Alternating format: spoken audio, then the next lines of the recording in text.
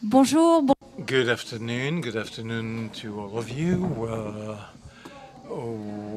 Thank you for your participation. You listening to this roundtable. Just a reminder of instructions on the sanitary regulations. Even though there's been some airing, please wear your mask.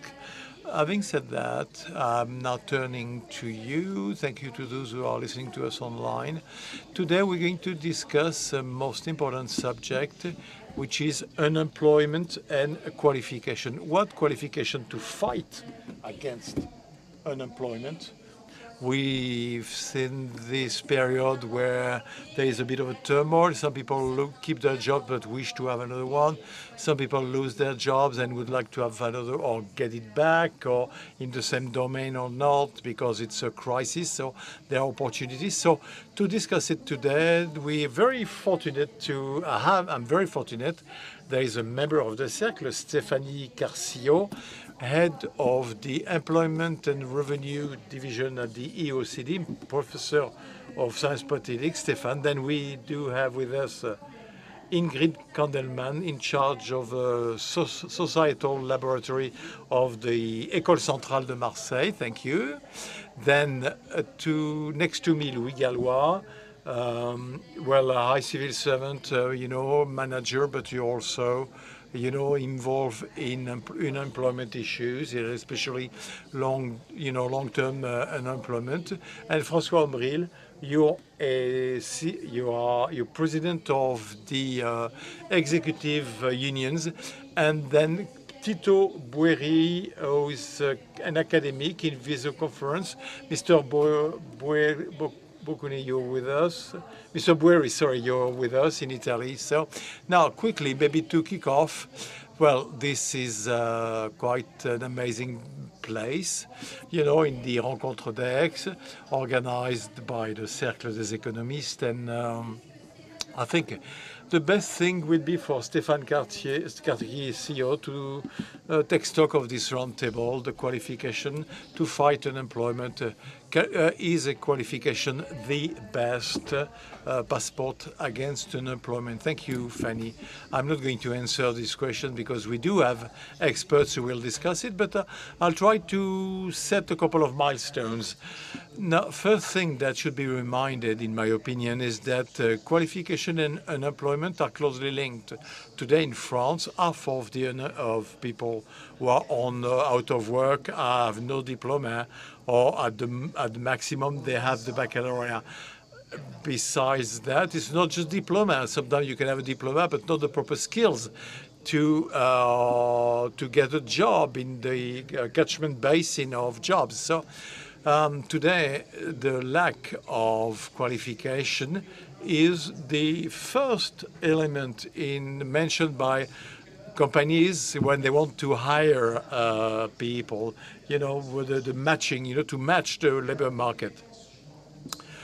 Qualifications and skills play a key role for individuals, but also for growth and wealth of the country. Well-trained labor which matches the needs of companies contribute to the growth of business. Employment in our economy change, the needs and the skills in enterprises change, and the deep changes we've seen in the last decades, which have been somewhat exacerbated by the crisis, are likely to increase the inadequacy between companies and the skills or the employees or the job seekers. Like new digital and new technologies, they've accelerated during the crisis. And many companies do invest now in digital, in automation. This will transform jobs. And of course, the competences and skills needed, the climate change, which is the major change that we will need to handle and address in the coming decades, which will require green technologies in many jobs. And another factor that further complicates things is that our advanced economies are getting older, and therefore professional mobility, regional mobility, to get new jobs will be less easy it is less easy to train seniors than younger employees. So again, inequalities in, when facing the exist when facing the needs. We know that non-employed people are 3 times less training than qualified. Seniors are trained 3 times less than the younger employees in any domain. So major inequalities in that respect. Lesser skilled employees lost more hours of work during the crisis because they were not able to do remote work, and also because they're most at risk to see their jobs transformed because of what I've mentioned. So people who could be impacted, but which today on a daily basis are less trained than the others.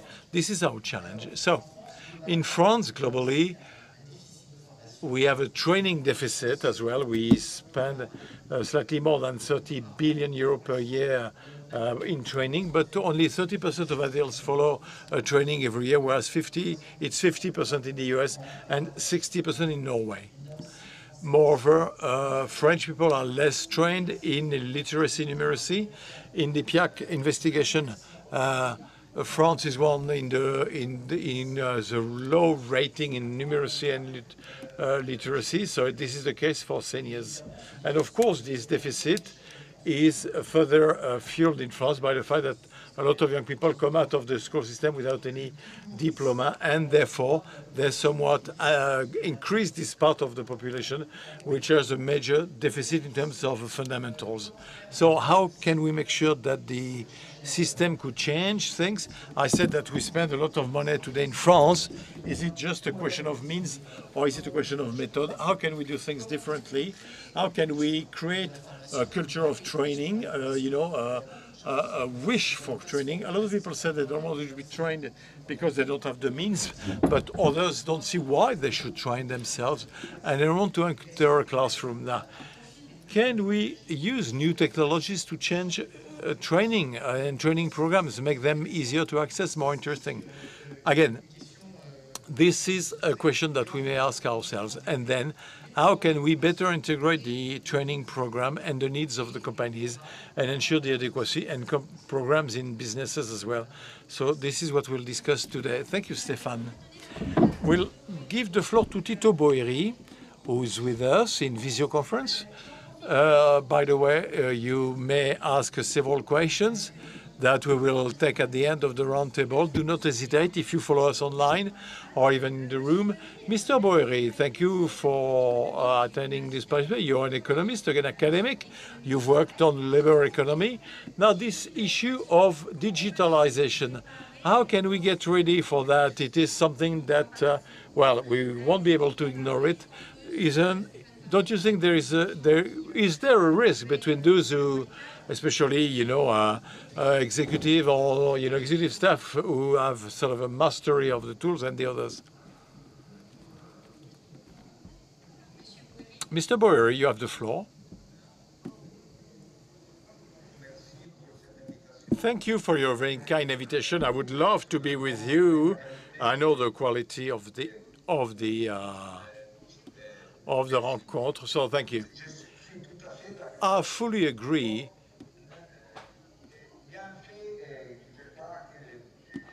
There is a fact that when we measure the difference between the crisis and the previous crisis, it is the double vulnerability, which means that people who have enough skills and qualifications in the crisis,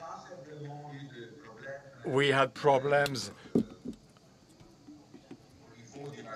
on the labor market, but not only so of the unemployment, but they also faced problems of health because the two risks were linked. And then there was the risk of losing jobs, the unemployment, which was associated. And the other side, there was the risk of. May I ask the regime to send the translations, please, of what I said, because it's very difficult. Because okay, I'm sorry, you're very kind to speak French. Et qui nous dit en même temps que il faut agir pour réduire les deux risques pour ces catégories de personnes. Qui sont ces personnes? On a étudié tout cela. On a regardé au niveau des qualifications des personnes qui ont perdu le travail, sont passées au chômage partiel dans la crise, et en même temps aux personnes qui ont connu des taux de mortalité plus élevés. Et ce sont souvent des personnes qui n'ont pas et ça c'est une autre chose importante à dire sur cette crise. On parle toujours de fait qu'il faut faire de la formation, on training, il y a beaucoup toutes les fois qu'il y a des crises, et on parle toujours des politiques actives du travail en disant que c'est très important de faire ça.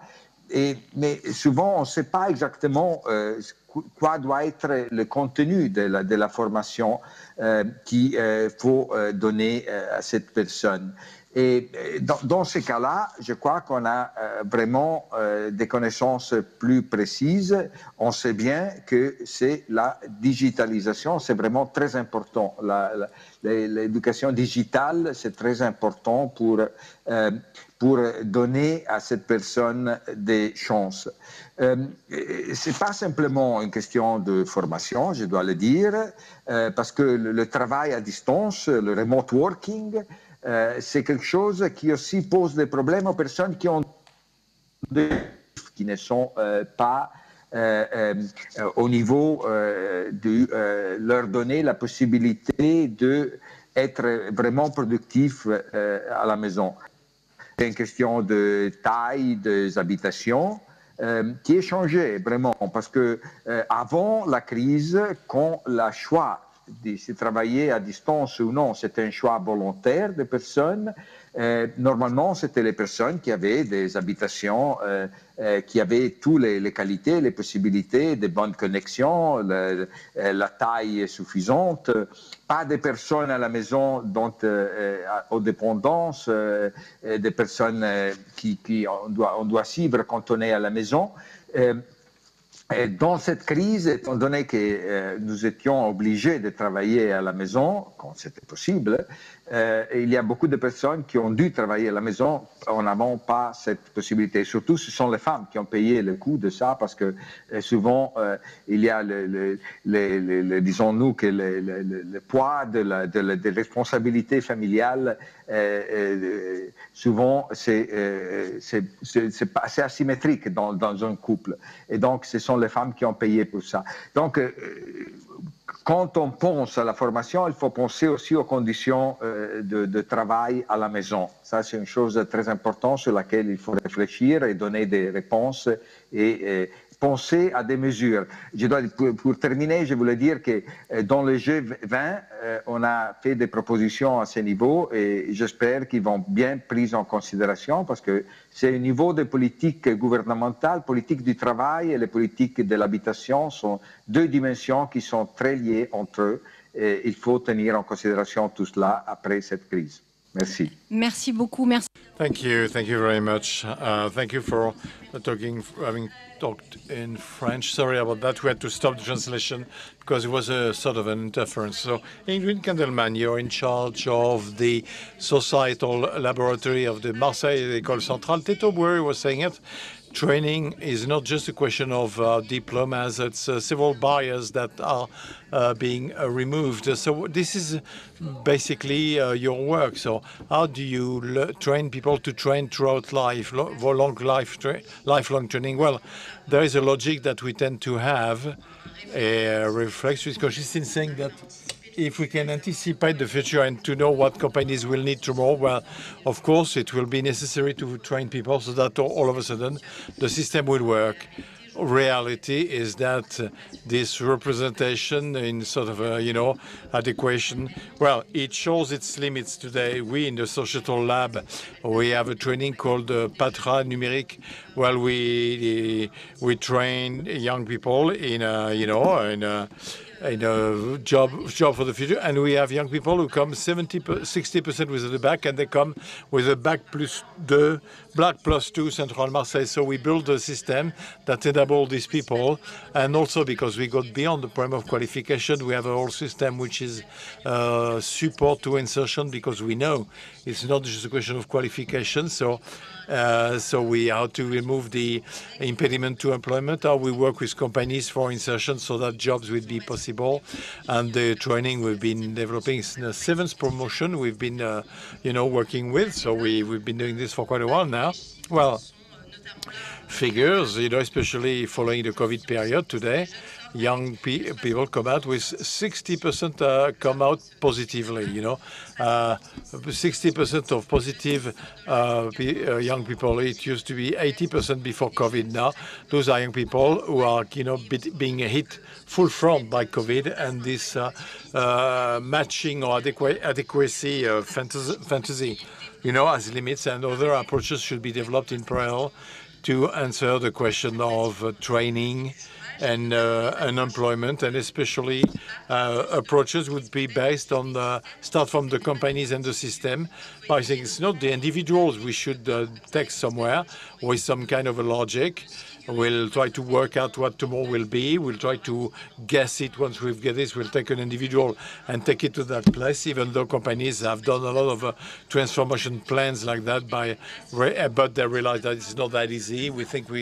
So another approach will be to say, since we think that there is no state, no constant, permanent or stable state, well, the states evolve permanently, permanent change, and we create the framework to make movement possible from the inside. We do it with the work collectives, rather than saying, okay, we tell people where to go, we build. And I think there is the how more than the what. We build the device, the framework, the conditions that will make it possible for collectives to reinvent themselves. And this is what companies need today. They're in this logic of constant reconfiguration. We saw it with lockdown now. Overnight, you need to reorganize yourself concretely, not industrially, but to reorganize work. And we did not develop the collective competence, the collective autonomy of teams. These are topics I worked before I joined the École Centrale de Marseille, when I worked in the camp, which is an innovation dedicated site. I launched an exploration of the future of labor, which was the purpose of this device. And we supported not individuals, so we decided that we would not train individuals, but we would train or support teams, 5 teams of 10 people at different times, to enable them to reinvent the way they work. And we didn't tell them where they were supposed to go or what the future of labor would be. Otherwise, I would be very rich today if I could do that. But we put them in conditions to be able to reinvent themselves the way they wanted to see the future of labor and how to organize themselves.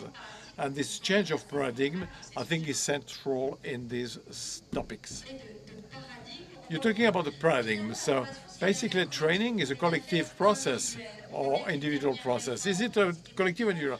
Latest reform was like we give each individual the means to manage his own or her own training with a personal training account. Mr. Omri, you know the system well. You're a trade union leader. You're president of the executive staff union in France. So does it work? So what are the good recipes for education?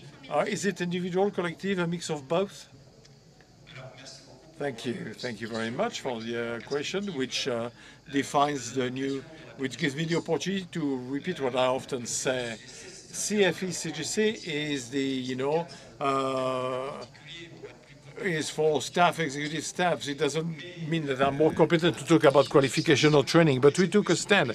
All the evolutions of the last 20 years for professional training lead us to principle of individualization of rights. We don't believe in the economic and social efficiency of this, but I'll start from far to explain. In Cannes, I'll stick to the timing. In Cannes, there is a factory which produces satellites. They employ more than 2,000 people. It's a major site. A few kilometers from the Croisette, for those who love on the seaside. And I visited the plant and I said, but why are you in Cannes next to the sea to make satellites? And they said to me, no, but of course, we didn't do satellites initially. We used to make, hydrogens, planes, planes. They used to make, some planes, and and then they evolved the fabrication, the product, and now we have one of the best qualified training in terms of satellite. Whereas it has to do with the initial seaplane or hydroplanes. Well, people who've been attracted from one generation to the next, which acquired in the company knowledge and specific knowledge competence, where in this company make them evolve and put them to the service of development of the company, creation of new product, new processes. There is a collective intelligence which has appropriated the experiences, which inspired them, reformulated them, and each time opened the door to people so that they would join the company and they would have their own capabilities to be creative and to evolve. It seems to me that in the professional development, in fact, we could consider that, like in the artistic domain, in art, in musical art, singers often, do one CD, every year, and then they do. After that, they will do, they do one CD and then do best of. And this is what we all do. Initially, we bring a lot, and then we manage. We recycle. We do, best of, and we pass on, and we do what needs to be done, so that the others will copy us. The idea of a training is to be copied internally. What works for evolution, for creation, works in all domain. From creation of economic values. So I think the great mistake today is to say to people, okay, you're outside the company, but maybe in the company there will be a job for you. So get to the level to get in. And once you'll have the qualification, when you'll be exactly in the size, straight on, we will put you in that position and you'll be efficient. But that's bullshit. Doesn't work. You have to trust people. You have to integrate them. You have to ask them to give what they have, well, in their guts, and in the company, they have to take advantage of the whole managers, their colleagues, the cathedral in Charter, they trained, craftsmen, and they got together and let's go and let's have there was a transmission. Transmission is done in the company and in the organization, and there is no added value. Okay, maybe it works for large companies. You tell us, can it work for small companies, small businesses, which don't necessarily have all the devices and the possibility to support, to take people like that? Do you think, is it applicable to any company? It works just as well. It's always the same story. When you got your permit, you don't know how to drive. When you got your driving license, you don't know how to drive. You learn to drive. And in a company, when in an artisan or a company, 2, 3, 10, 30 employees, be it in commerce, in distribution industry, it's like when you're at the workstation that you learn your job. This is when you have to be helped and supported and detected. When you want to move forward, when you want to evolve, it can be seen. You show it, and then the management will come and say, "Oh God, this is a good one. Don't you want to do this? Don't you want to do that? But okay, it's a bit more complicated than what you're doing today. You should do it a bit of training. Maybe go back to school." So we need a framework for this. So I say CPF to conclude. Well, it's nothing more than it's a voucher book. This makes it possible to give right people to buy training on a big training market where there are private operators who are not good quality. Very much like a voucher. Go to the supermarket, buy your stuff, and with that you won't be starving. Well, once you've consumed your vouchers, you're not better trained, but you're not more competitive, because individual competitiveness is gained within accompagner. We can hear you, okay, but I suppose that there are a certain number of people who follow us in the room, but also on the internet, on the network, via the connection to the Sergi Kumis. Now, so when you are at the job employment agency now, what do you do, Mr. Gallo? What do we do when you've been seeking a job for a long time, you know, and I can't find to get back into business where they will give me an opportunity? Yeah, I'm taking over indeed, and I will concentrate on the long duration unemployment. You know, basically unemployed for over a year. And when we look at the various categories, you know, we got, you know, it's not, you know, there are 3 million long-term unemployed people in France. And it is somewhat stable because these people have a lot of problems getting jobs. So if you take to them about for training, but often they drop out. Often they are low skilled, sometimes unskilled, and don't want to go back to school. Sometimes they drop out. They have the experience of what they call the parking trainings, you know, training which lead nowhere, which didn't lead to employment. And then there are companies there who ask for their skills, competence, qualifications, and which doubt the employability of people who've been dropped out, who who were uncoupled from the labor market. So we have to break that. So the only way to break this chain is to put these people in employment situations. Because once they're in a employment situation, they can gain access to training that will enable them to train what they do, starting with the driving license. I'm dealing with zero unemployment, people who are very, very, do got everything, got people who I mean, there is a PhD IT doctor, but she's wearing a veil, so she doesn't get a job. So, usually it's 44 months out of work. Doesn't mean they haven't worked for 44 months, but they have many jobs and no added value. And I think that to get them to education or training, you have to put them in employment situations. It starts with the driving license. Then it continues with technical training associated directly linked to the work they do. It could be, fruit and vegetables harvesting, woodwork or IT, but it is linked to the job they do. It has to be linked to the job they do. They could be support functions because these people, I see them in companies, that of course, there are accountants and people in charge of human resources and so on and so forth. So there is this possibility to make them progress. For them, it is a path. We need to organize this path. And I think it is essential. And if we say, okay, we ask companies to hire them, this one's not going to work, even when companies are ready to do so. It so happens I worked with PSA, which is, and in some plants, they had decided to hire people who were on welfare. 10 in the plant, about 10 in the plant.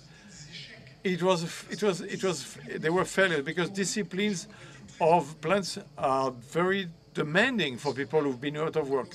Time, you start at 5 o'clock in the morning. The work pace, all these elements, the atmosphere, the colleagues who don't want to do the job of the other person. So don't fool yourselves. Those people, I mean, the rule is it's not a clear-cut rule, but these people are unlikely to go directly to companies. So. And there is one domain which could do it, because I think it's essential.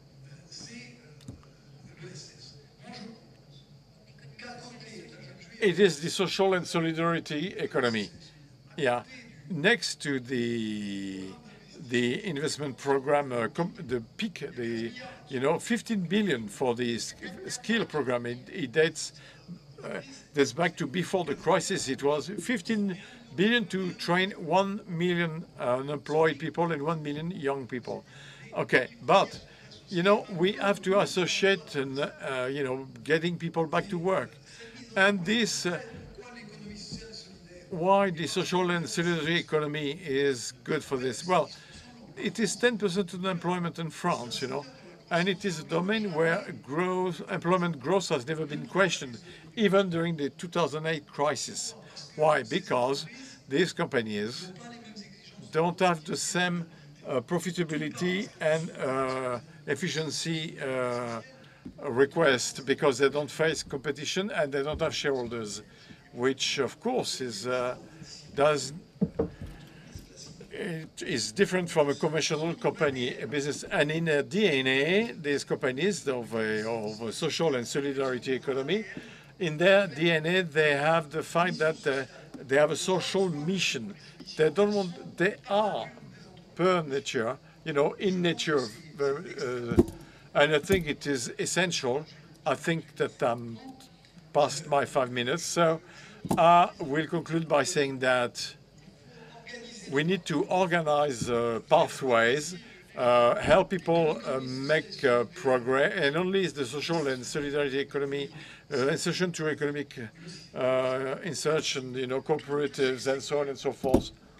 All those domains can hire people like that and help them, support them, because I talk about employment and training. You need support as well, mentoring or tutoring.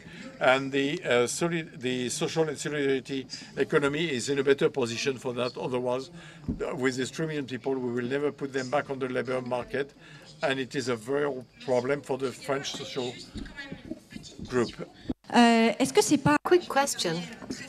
And isn't it a bit binary? Because today, companies, 90% of companies, we hear them constantly say, but we can't recruit. So what do? Can't they take on some of the responsibility?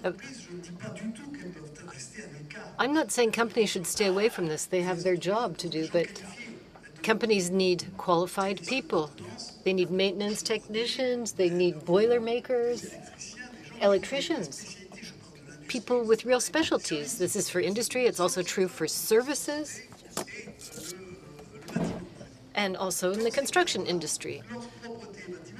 When we look at building cleaning, for instance, we can create units for social integration through employment and qualification. So these are employers groups that hire people and make them available to companies that belong to the group. And if it doesn't work, well, they go back to their previous situation. Eiffage, Vinci, all of those companies could be involved. They're not SMEs. There are big companies involved in cleaning. That's a way of working. There are also other ways of working. We could extend this to other sectors, these groups. We could have internships. So if the company can't hire, they could probably take them on for a month or two to bring them back into the workplace in collective work. I think they can also support professional integration through professional activity. There are companies that work on this. I'm not saying that companies shouldn't be doing this. I was the head of a company for 23 years, and you can't ask a company manager to hire people who have no experience and have been unemployed for 3 to 4 years. Well, we talk a lot about lifelong training. And this is something that's good news this year. That's the apprentices and apprenticeships. Stéphane, so there was a huge reform on apprenticeship a few years ago. And now there are roughly 500,000 apprentices per year. This is a figure that France had not reached for decades. And we should be at 800,000, says Louis Gallois. Of course, we can still progress when we compare France to countries that train their young people in universities, but also in companies. The specificity of apprenticeship is that you have a connection with the company as of day one, and you can be part-time in school and part-time in the company. It's very useful for integration. And France unlocked quite a few things with the reform of 2 or 3 years ago. It unlocked the ability of companies to be able to set up training centers with fewer barriers per sector, and to bring down the barriers that were required in terms of regional authorizations, etc. So it's easier now. Beyond that, what's interesting in apprenticeship is in apprenticeship, there's a collective approach. The young person is integrated into the working world thanks to the company. And what difference does it make after, when the young person goes into the labor market? A lot of the apprentices are hired by the company where they did their apprenticeship, but many are not hired. And because they created a network, thanks to the apprenticeship, the network, the group makes it possible for them to get a job. Sometimes it's people they know. Sometimes it's the employer that calls the network around them to place their apprentice. And it's this group that reinforces the training, but also and the chances of the young person to get a job after. So this is a common point that we have on the importance of the collective. Ingrid, would you like to add something on the idea of the collective? We're talking a lot about formal training, but I believe that what we've all noticed is what counts above all is informal training, what goes on in our daily relationships. And this is the blind spot of the reports on the topics of training, on training policies in companies. We always talk about formal training, management of skills in a very formal way, but there are many more things that are going on by leaving. Employees live their own experience in the workplace. They learn more sometimes than they do in the formal training, and it's more adapted to what companies need. And this is what takes place with apprenticeship. That's why it works so well. That's why companies want to work this way. I've just something negative to say about apprenticeship. Typically, those of us who work with young people who are far from employment, they say apprenticeship is great. In an engineering school like Centrale Marseille, apprenticeship is mandatory for all engineers. But when you have a young person who's been away from school and wants to be an apprentice, they're in competition with young people that are not in their situation, so it's more complicated. That's an effect of the crisis? Yes. Yes, because a lot of young people were not able to find jobs normally, and so they're in the same queue as others are. So those who are on the back of the queue go down even further because of this. There's no training without learning. An engineer with many degrees, if they don't go through a learning phase, they won't be delivering much, because they have to have peers around him or she to learn to do things in a certain way. I challenge anyone to buy a book written by a 3-star chef and to make the recipes in the same way. Everyone knows it doesn't work. But the problem with apprenticeship is that it's a principle, a universal principle that applies to everyone, but it's also a status. And we often mix the two. An apprentice has a status that during their studies, in order to reach their degree, they'll have done some apprenticeship, so they'll learn directly in the workplace, and companies will consider that that person is more quickly operational. This is why the hiring level for apprentices is higher, because companies know when they hire apprentices, they'll have someone who's going to be operational quickly.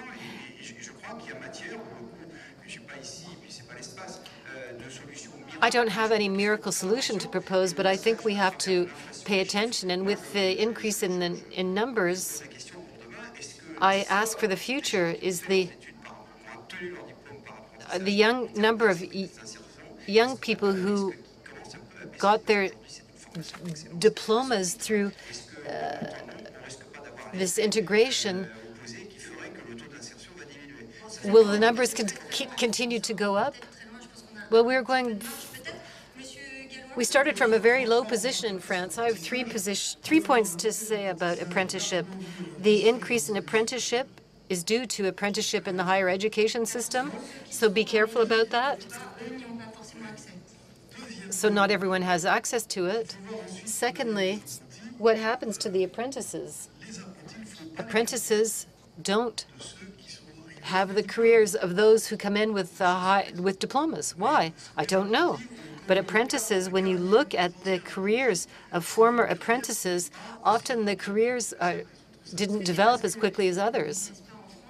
Is it because in France we have a real better impression of real diplomas? To increase the number of apprentices, we have to change our professional high schools. 700,000 students in professional high schools, vocational high schools. And so we need to link these vocational high schools with apprenticeships. I don't think it's just a question of the teacher's status, but I think we have to solve this problem. Why aren't they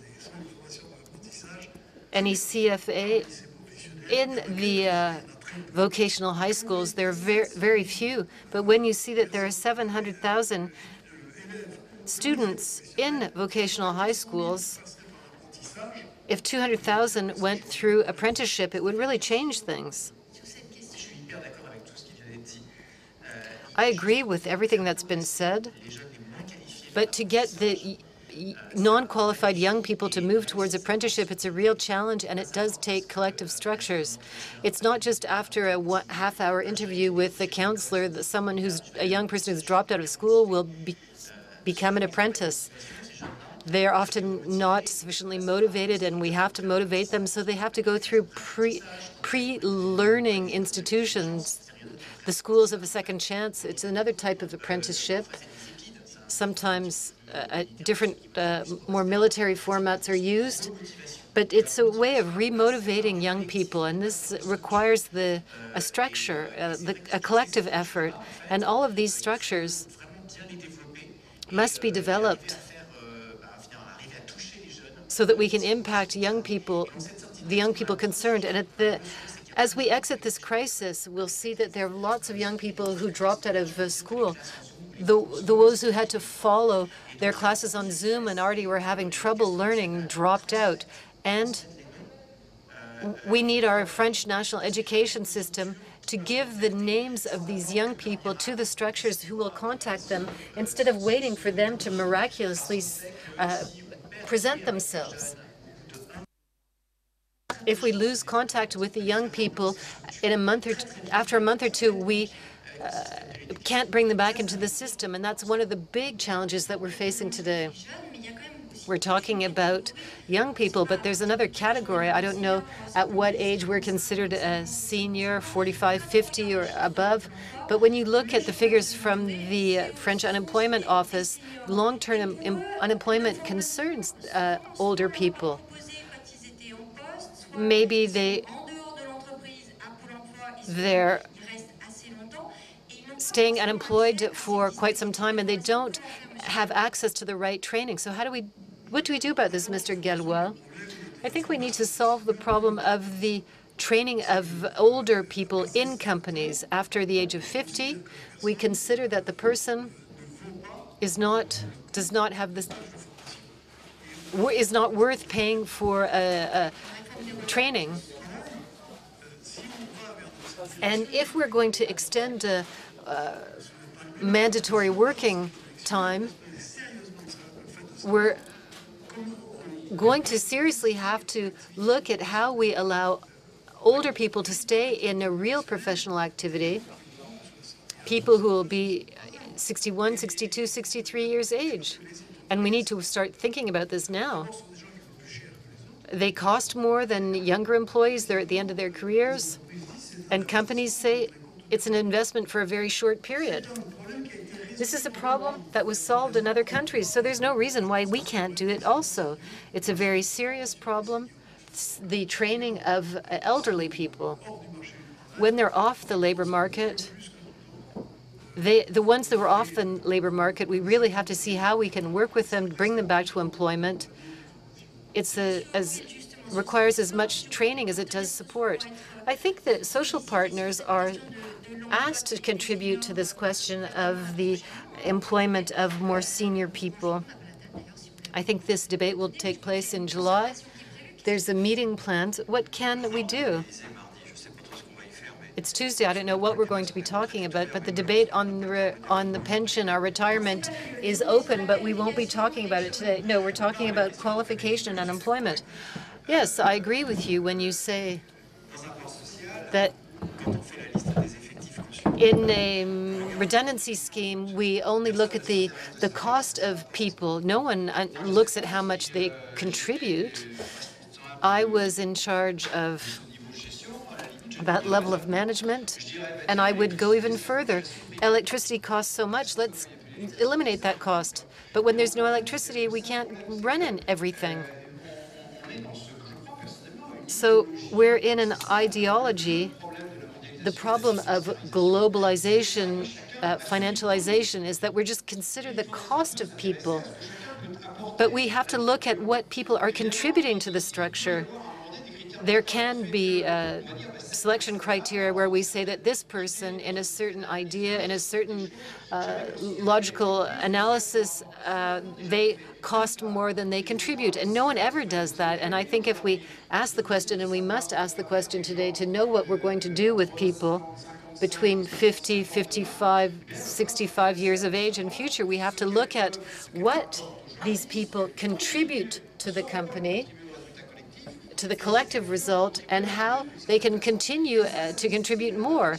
And this requires some intelligence, some thought, a benevolent attitude towards people. I think we can get people to evolve into more managerial roles, prospective roles, but we have to just stop doing this having this accounting vision of the company, and we have to have a better strategy where the employees are considered to be contributing to the overall result.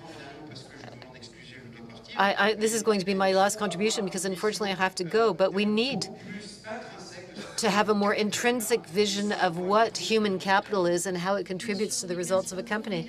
Thank you, Mr. Aubry. You have to go because you have an appointment. So thank you very much. I'd like to turn to Stéphane Garcier. Our companies, given the difficulties that they're experiencing right now, some of them are really got their back against the wall. They have labor shortages. So maybe, as François Morin said, we should be more patient, more benevolent with these people. We should accept to train them. If we look at the examples that you see in other countries, well, the real trends are going to push companies to look more closely at older people. The population is aging.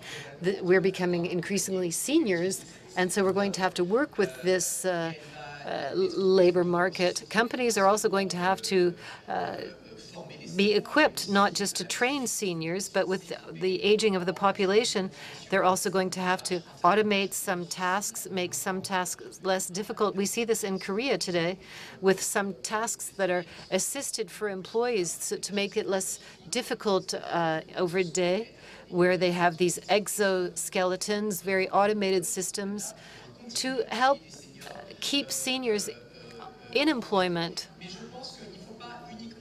But we can't just wait for this to happen on its own. The public authorities have to play a role to encourage companies to train and to be equipped to have seniors in their companies. I think that we can have public policies on transparency in companies, the publication of statistics for companies. When you realize that training levels go down with age and it's made public, it's not very good for the image of some companies. So we could imagine that this transparency could play a role. And then there's a role for aid to companies, for SMEs and very small companies who don't have budgets for training. Big companies have budget for training for their immediate needs that will have an impact on their processes. That's legitimate, but we would like to see seniors trained in more general technologies that will help them with their careers. And then there's a role for public aid for training for seniors.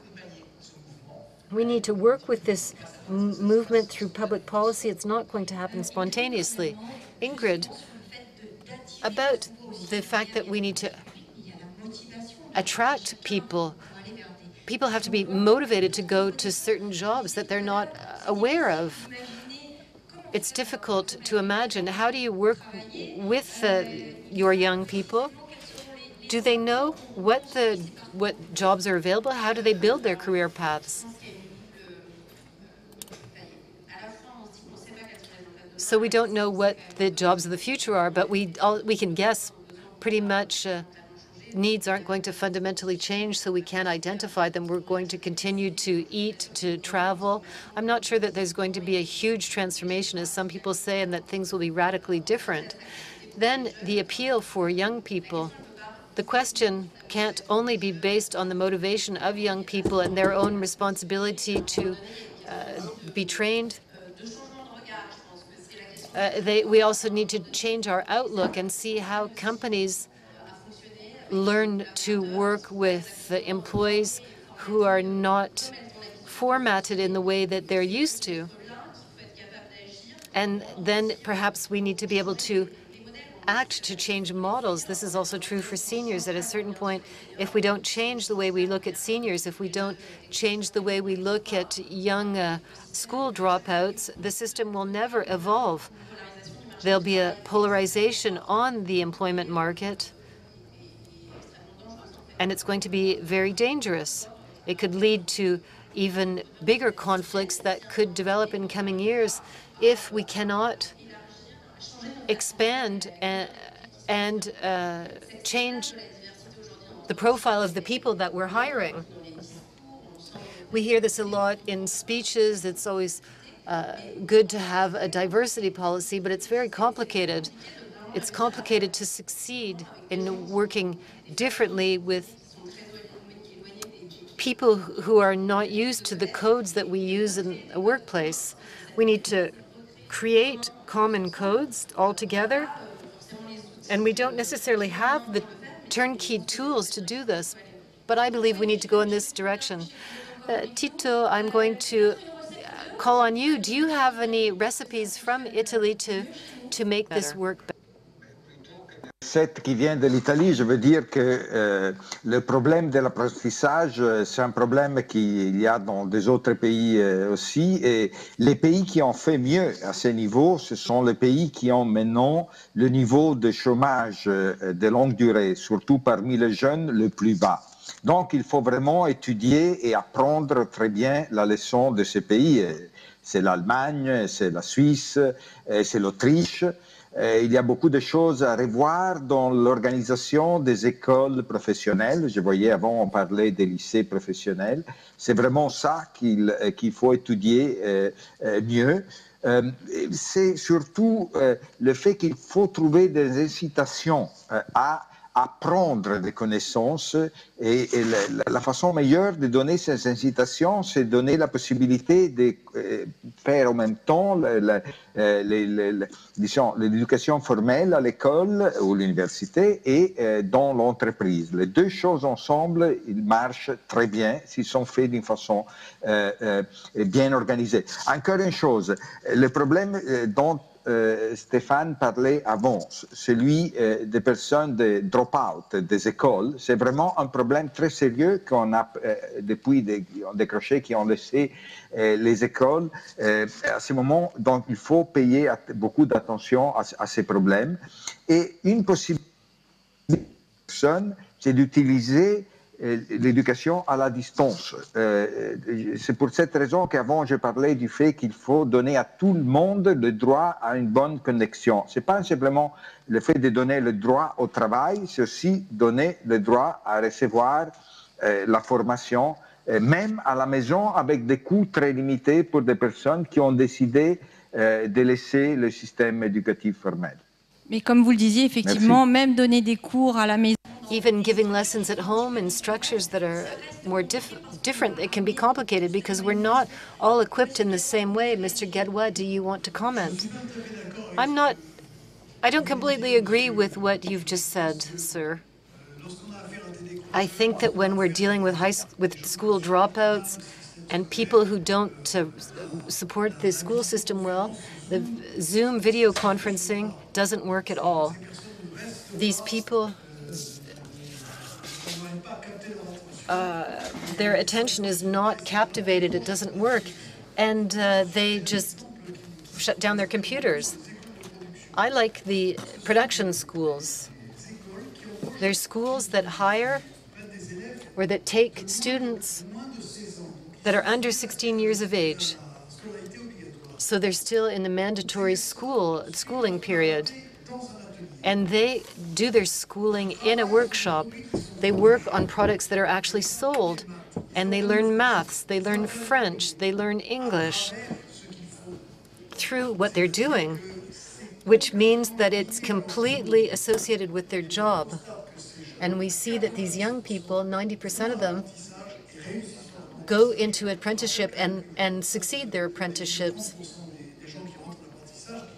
30% of apprentices begin and don't finish. And here, after these programs, it's 90. So these pre-apprenticeships in these schools is good. It's developing in France. It's starting with social Catholicism in Lyon, and now it's moved to the north of France, and it's developing across France. I think it's a remarkable organization. Unfortunately, our national school system doesn't look at them in a very good way because they're not following the programs of our French national education system. So we see in this debate that there are differences between the professional high schools, normal high schools, lifelong learning, learning in a school environment, a classic one, and others. It's also that, the difficulty. Ingrid Kittelmont, you talked about a common good, being able to make connections and to ensure that these systems can coexist without criticizing each other. That's going to be a challenge because we're in a system that's built other things. We're trying to organize internships for young high school students who can't find these internships. They've had to do them on Zoom. You can't propose a Zoom apprenticeship to a young person. That just wouldn't work. And so there are pros that came in to meet with them, and I was surprised to see these professionals say, we're going to get them to, we're going to share our experience, you've got to dream big. They don't know what they want to, how they're going to do it. But when you talk to young people, it's completely different. Their attitude, they talked about their own experience, which is an experience like you or me at 15 years old, we didn't know what to do. But now kids these days at 15, they know what they want to do. They've identified their future profession. So there's a question of empathy that comes back. It can only work if we're capable of saying at a given time that there are other visions that we can have on each person's situation. And we were not able in this very short amount of time to cover all of this. Just on a different topic that concerns training, I'm very concerned by the way that mathematics are not doing well in our French high schools. We're second to last in Europe, so our engineering schools will no longer be at the same level. French research will not have the right candidates. So this challenges the situation of France in terms of cutting-edge technology. This is a real problem. Macron decided to make 2021 the year of reading, and 2022 should be the year of maths. It's going to be essential that we turn this situation around. We thank you, Mr. Gadwa, and we're sure that you can get this message across to President Macron and Emmanuel Blanquer. We don't have all of the solutions, but thank you for having participated in the round table. Thank you for having attended. We saw how difficult it was for some on Zoom. And so all of the people who are listening to us on our streaming, thank you. And continue to stay to listen to the different debates of the Cercle des Économistes. It's a really incredibly rich moment full of talent, and we hope to see you next year. Thank you so much.